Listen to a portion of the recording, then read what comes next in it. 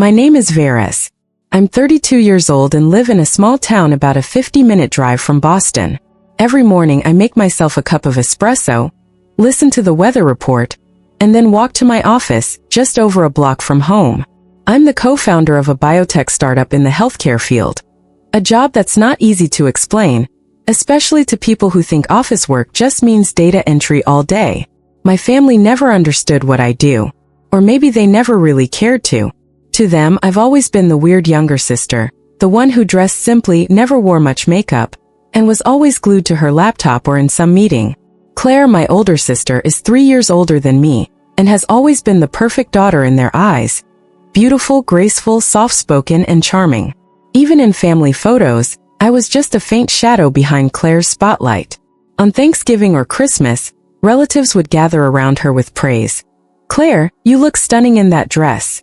Or, "Claire, your new boyfriend's a doctor? Impressive." And me? If anyone even remembered I existed, the line was always, "Veras, yeah, she's doing something in biotech." It was as if I were a footnote at the bottom of the page. I used to think if I worked hard enough, if I stayed behind the scenes and carried the load, then one day my parents would finally see me and be proud just like they were of Claire. But no. All the attention, all the expectations, all the compliments, they were always hers. To them I was distant, dry, hard to talk to. They never knew I'd stayed at the office until midnight, handling a crisis for a public health project worth nearly $2 million.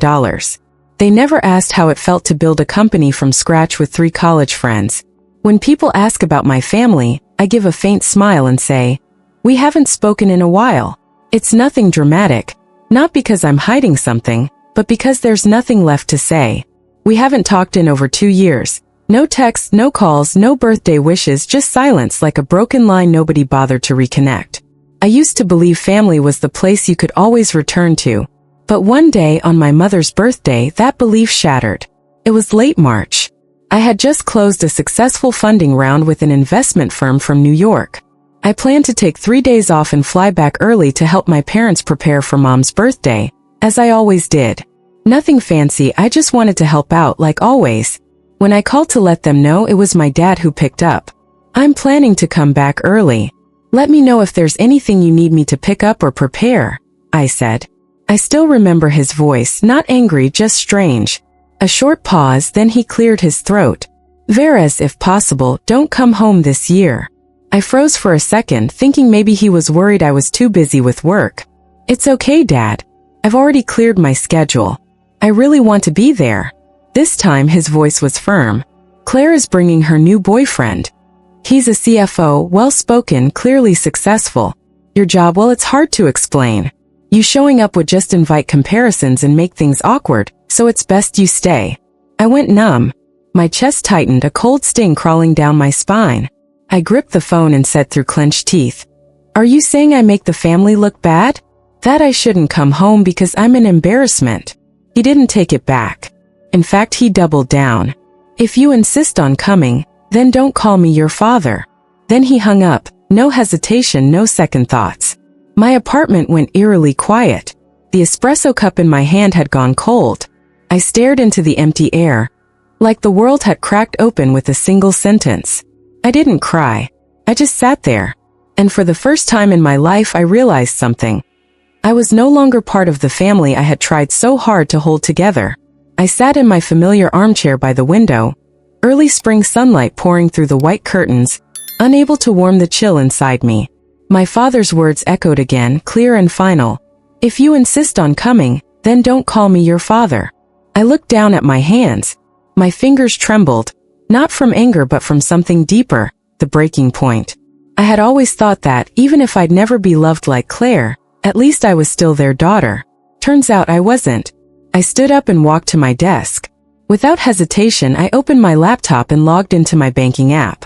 For over 2 years, I'd been sending money to my parents every month, covering their electric bill, water, internet, even cable, nearly $6,000 a month, not counting the extra I'd send when Mom said the fridge broke down or Dad's car needed work.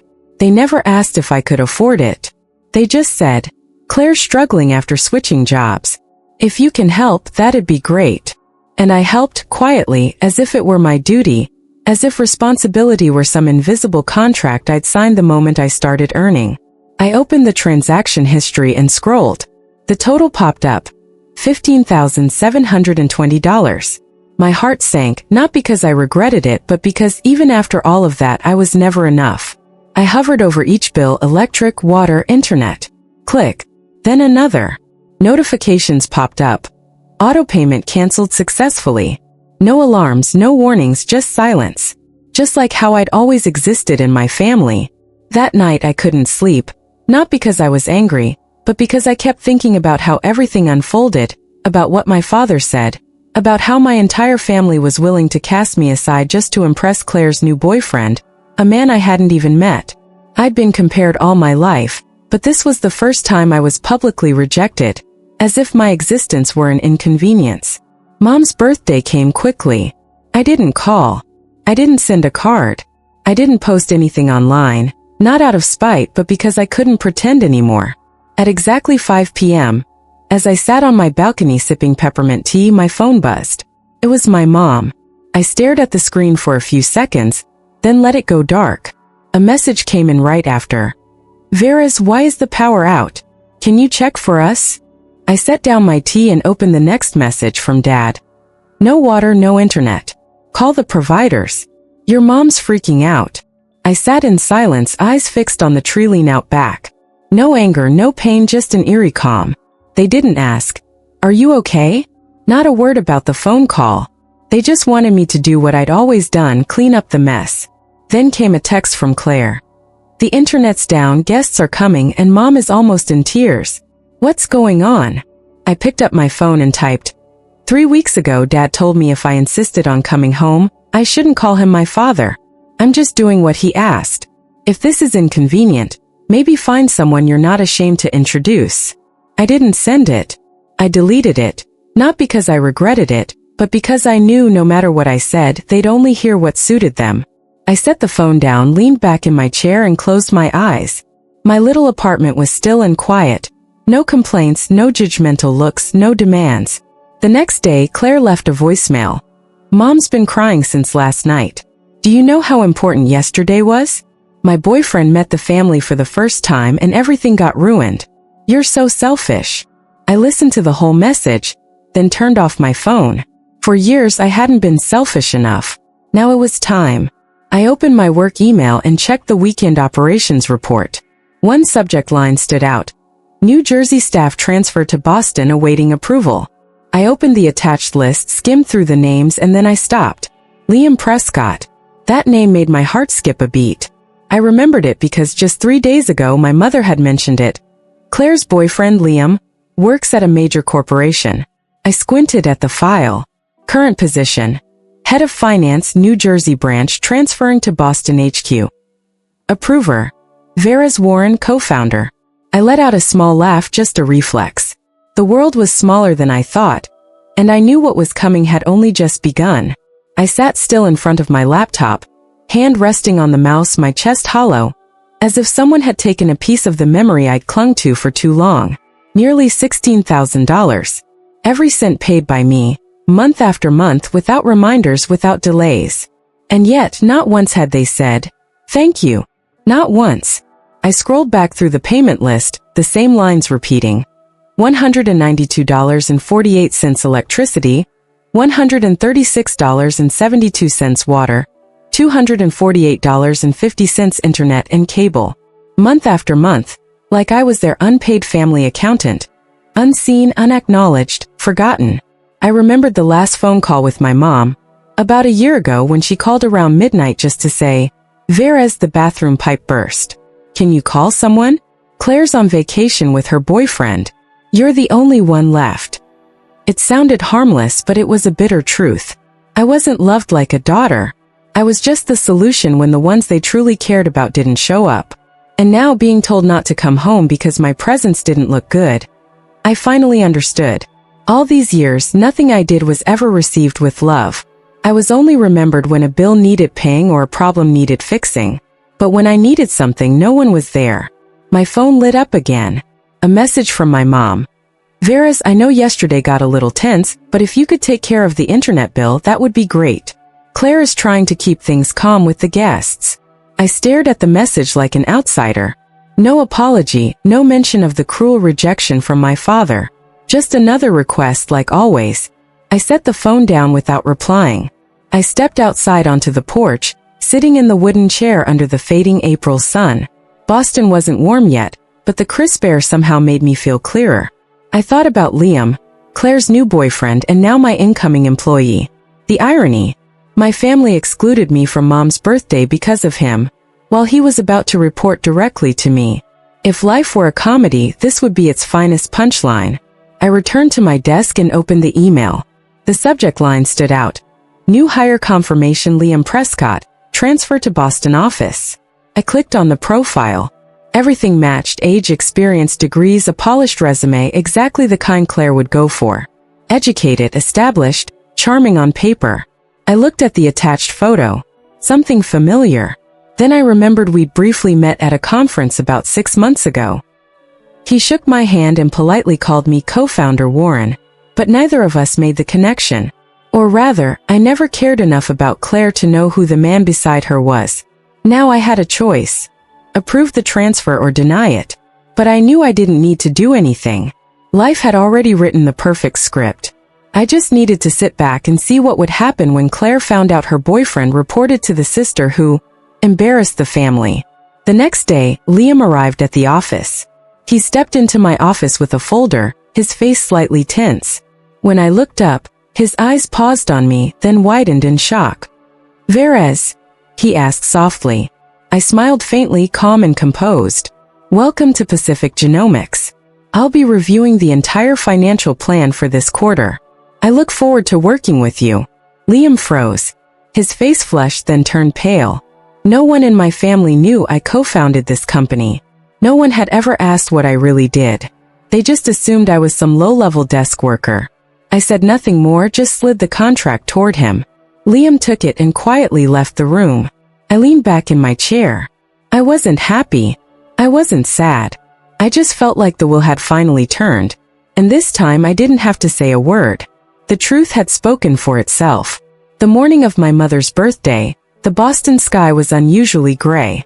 A thick fog hung in the air, making everything look blurred, like the world itself was bracing for something to unravel. I poured myself a strong black coffee, sat by the window, and stared at the empty yard. I didn't plan to do anything, no texts, no calls, no birthday post. I just wanted things to play out exactly as they were, without me. At 9 a.m. my phone buzzed. First message from Mom. "Vera's sweetheart, I think the power's out. Can you check for us? It's an important day." I placed the phone face down on the table. Same tone, sweet, gentle, like nothing had ever happened. Like I hadn't been told by my father that I embarrassed the family and shouldn't show up. 15 minutes later, a second message, this time from Dad. "Still no power. Water's not running either. Is something wrong with the payments?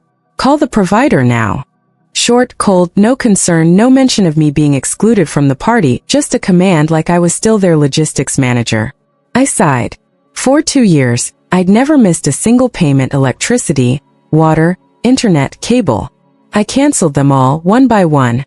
The night my father hung up and severed everything because I was hard to introduce. And now, on the very day Claire was introducing her boyfriend to the family, the house was in chaos. No electricity, no water, no internet. Exactly as expected. By 11 a.m. the messages came flooding in. "Mom.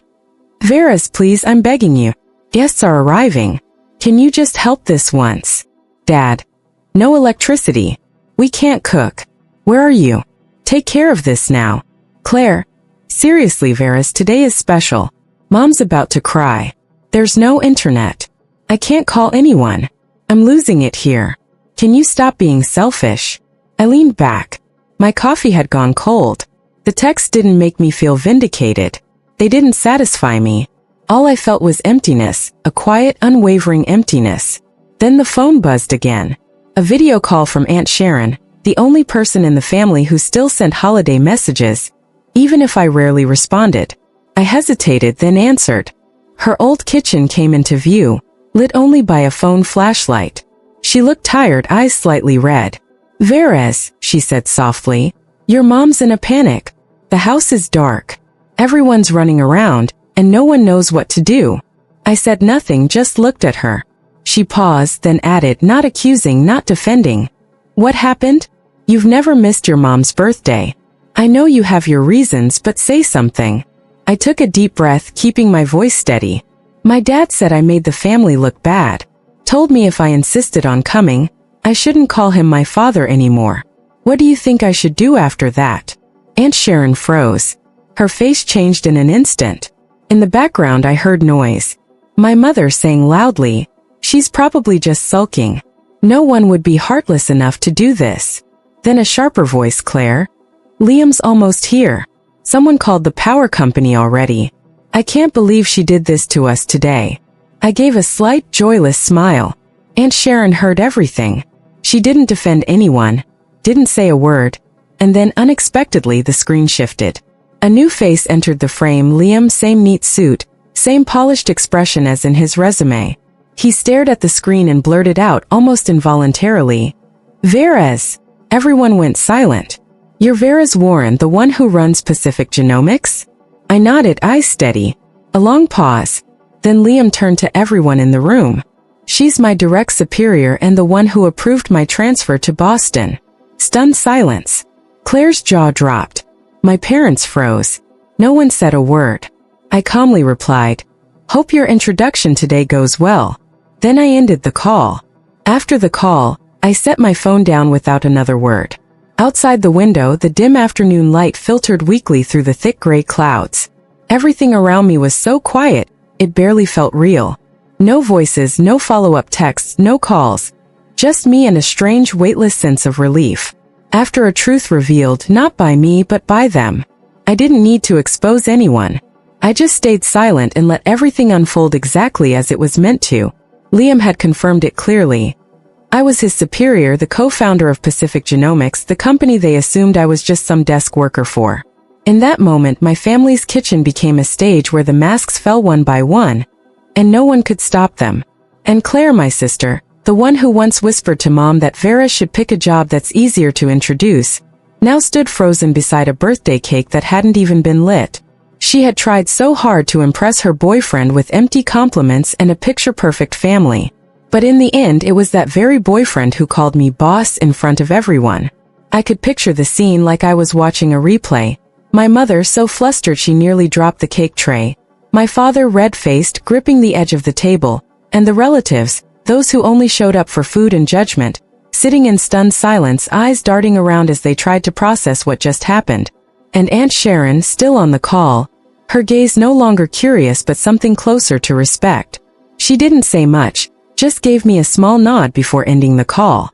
That evening, I got the first message from Claire. Long, messy, a mix of anger and desperation. You knew all along, didn't you? You let it happen right during the party. Mom's been crying all night. Liam doesn't even know how to react. Don't you think that was cruel, Veras? I watched the message pop up on my screen but didn't open it right away. I made a cup of ginger tea and sat on the couch, letting the steam ease the tightness in my throat. I didn't feel joy, but I didn't feel guilty either. After about 10 minutes, I finally hit reply. Just a few lines, no need for more. You say I was cruel? I was just at home. I didn't start the video call. I didn't call myself his boss. I didn't do anything. And if a single truth was enough to ruin the whole party, maybe that party was never built on anything solid in the first place. I hit send. I wasn't waiting for a reply. Half an hour later, my phone buzzed again. This time it was my mom. The message was short. I never expected you to choose this way to get back at the family. I closed my eyes and leaned back in my chair. Get back? Is that what they thought this was? I just remember being shut out of a family event, having my role as a daughter dismissed because my job wasn't impressive enough. I remembered quietly paying dozens of bills over 2 years without a single check-in. I remembered trying so hard to be accepted, to be loved. And now I was done trying. Around 10 p.m. I got an email from Liam. Veras, I'm sorry I didn't know sooner. I truly respect you for your work, and for the way you stayed silent today. I've never felt more ashamed, but not because of you. I read it, then replied slowly. Liam, you don't need to apologize. Everyone is responsible for how they choose to see others. And don't worry, I never bring family matters into work. But I hope you understand now. Sometimes silence is the greatest strength. I clicked send, turned off my screen, and placed the phone face down on the table. Tomorrow I'd still go to the office like usual. There would be reports to review, meetings to prepare for, and a world still turning outside. Only now there was one difference. Starting today, the ones who once dismissed me, finally knew who I was. And without a single shout, without any accusations, I had made them go silent. The next morning as I walked into my office, sunlight filtered through the glass panels, casting a warm golden glow across the room. The air was calm, as if the universe had given me a few quiet minutes to breathe before the day's noise returned. I sat at my desk, powered on my computer, and opened my email as usual. In the priority inbox there was one unread message. Sender: Liam Prescott. Clicked it. Subject: apology and goodbye. Whereas I don't know where to start, but after last night I couldn't sleep. I've been thinking what happened probably shouldn't have happened in front of so many people, but at the same time I feel a strange sense of clarity, especially about you. I'm not ashamed that you're Claire's sister. I'm ashamed that I didn't see her true self sooner. I can't stay in a relationship where basic respect doesn't exist. As of today, I'm ending things with Claire. Thank you for staying silent yesterday. And thank you for the way you lead, quiet but strong and fair. I read it twice, then leaned back in my chair. I wasn't happy that Claire got dumped. I just felt something right, like for the first time, someone outside finally saw what I'd been living with for years. The things I was told I was too sensitive about or too cold for staying quiet about. I didn't reply. There was no need. But about 2 hours later, as I was reviewing the financial summary from the finance team, my phone lit up. A message from Claire. Veras, I know you're busy, but please can you talk to Liam for me? He's misunderstanding everything. I looked at the message, calm and unmoved.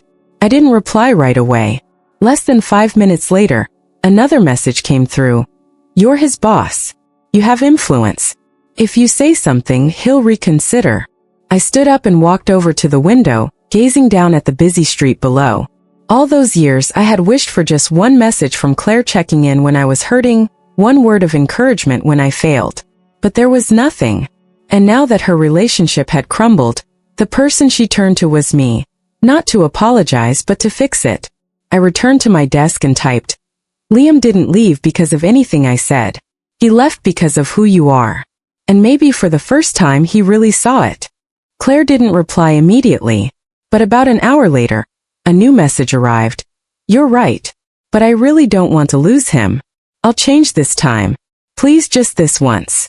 I didn't respond, not because I was angry, but because I was past the point of explaining. When I left the office that evening, the early spring breeze was still chilly, but the sunset cast a deep orange glow across the rooftops. I walked to the parking lot slowly, without hurry, without worry. Maybe for the first time in years I felt light. I hadn't sought revenge. I had simply lived my truth, and let the rest reveal itself. Claire had brought this ending on herself. And Liam, once dazzled by the facade of a perfect family, had finally seen the foundation beneath, the one I had lived on most of my life. That night, I played an old playlist, the kind of music that used to make me feel invisible during my early startup days. But tonight, the melody sounded like a quiet affirmation. I had stepped out of the shadows, not by yelling but by standing firm. And that's what Claire, or anyone else in my family, had never seen coming. I didn't need validation anymore. I just needed to be myself and live what I truly deserved. About a week after things calmed down, on a rare Sunday afternoon when I decided not to touch my laptop, the doorbell rang. I wasn't expecting anyone, and I almost ignored it. But something made me glance through the peephole. My parents were standing at the gate. I stood still for a few seconds, letting my mind catch up with what I was seeing. My mom held a small bag, her face tired. My dad had his arms crossed, his eyes less stern than during our last call but still carrying that usual hardness. I opened the door, said nothing.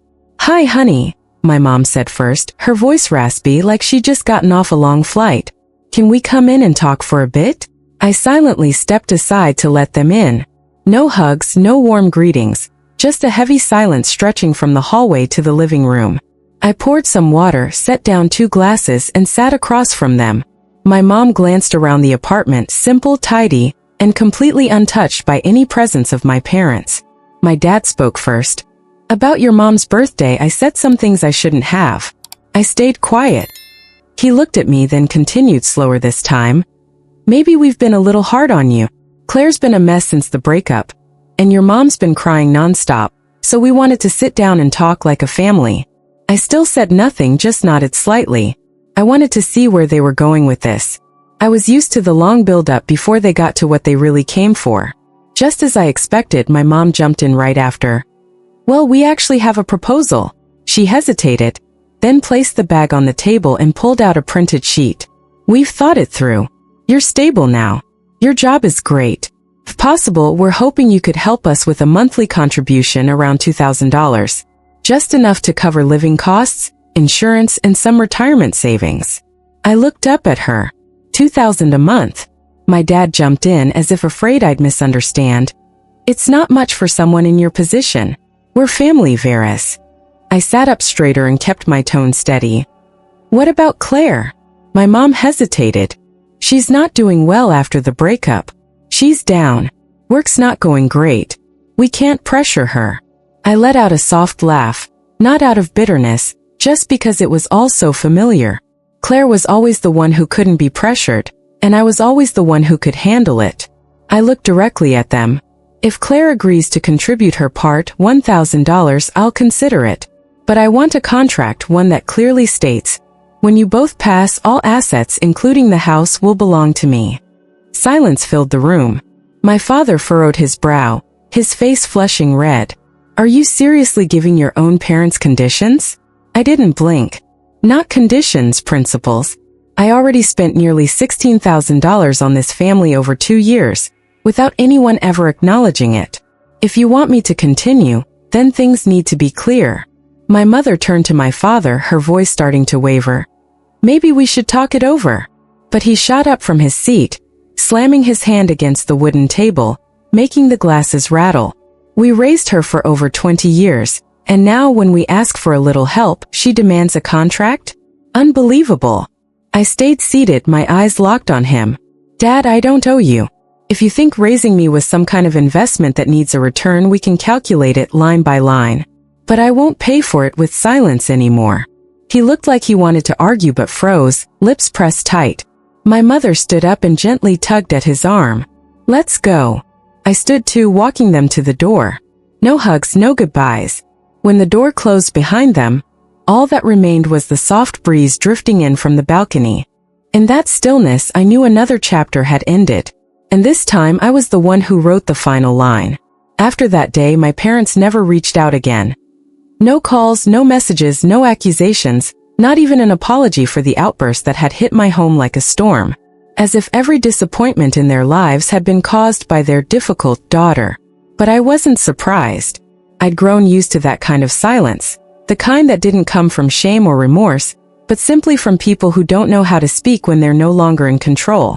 I kept living my life, quiet mornings with coffee, strategic meetings that ran late into the evening, signing deals with partners who once doubted a young woman could run a biotech company. And through it all, I stopped feeling guilty. I stopped thinking I was wrong for saying no to being the backup wallet, the default caretaker, just because I could handle it. Because eventually you have to understand. Love can't be measured in monthly payments, and it can't be forced through a sense of duty. If affection only exists as long as the bills are paid, then it's not family. It's a transaction. I started cutting the invisible strings that tied me to the roles they had assigned me. I no longer used a family photo as my phone wallpaper. I didn't remember Claire's birthday. I didn't mark the holidays to send a little something. I no longer hovered over guilt-ridden messages. I learned to put the period myself instead of waiting for them to start with an apology. One day during a team meeting, Liam, now officially our company's head of finance, walked in with an investment report. He worked with focus, professionalism, and always kept a respectful distance. We never talked about Claire, not once, and I appreciated that. Some things, when fully understood, are best left unspoken. That afternoon, as I left the office, it was drizzling. I stopped by a familiar cafe, choosing a seat by the window. On the wall was a carved wooden sign. Home is not always a place. Sometimes it's a choice. I sat there sipping a hot latte, reflecting on the path I'd taken. There was a time when I believed that if I just stayed quiet, gentle, and responsible enough, I would eventually be accepted. But the truth is, if you let people get used to disrespecting you, they'll start seeing your sacrifices as obligations and your silence as agreement. I chose to stand up, not to go against my family, but to protect myself. I chose to set boundaries, not because I'm selfish, but because I finally understood self-worth can't be defined by someone else's pity or sudden needs. And if someone were to ask me, Veras, do you regret not helping your parents when they needed you? My answer would be, I regret that it took me so long to realize I deserved more than that. Because real family is where you're seen as a whole person, not a wallet, not a stand-in, not the fallback plan for people who always put you last. I know my story might be hard for some people to accept. In our society, refusing family duty is often seen as ungrateful. But try stepping into my shoes, the daughter who was shut out for not being polished enough to introduce, the one who paid tens of thousands in silence and never once heard, "Are you okay?" I didn't choose family in the traditional sense. I chose myself. What about you? Do you think I was too cold? Or did I finally learn how to love myself at the right time? Share your thoughts, because sometimes, your story might be the light someone else needs when they're struggling between duty and freedom. Veras' story is a powerful reminder that no one is obligated to sacrifice themselves for a relationship that only carries the label family, but lacks respect. When you learn to set boundaries, choose self-love, and stop letting your kindness be taken for granted, that's not selfishness, that's growth. Veras didn't seek revenge. She chose dignified silence to reaffirm her worth. And sometimes the firmest action is the very first step to real peace. What do you think of Veras' choice? Was she too harsh? Or was she simply protecting herself after years of being hurt? Share your thoughts and don't forget to follow for more deep and meaningful stories.